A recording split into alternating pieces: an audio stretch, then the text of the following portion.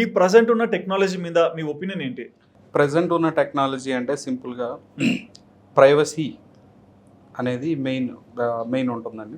Privacy it's a myth, okay. Just like democracy.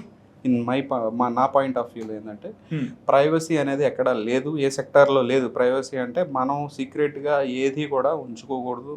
మన detail అనేది మనకంటే ఎక్కువగా మన స్కామ్ చేసే వాళ్ళకే ఎక్కువగా తెలుసు మన గురించి, మనకంటే ఎక్కువ తెలుసు.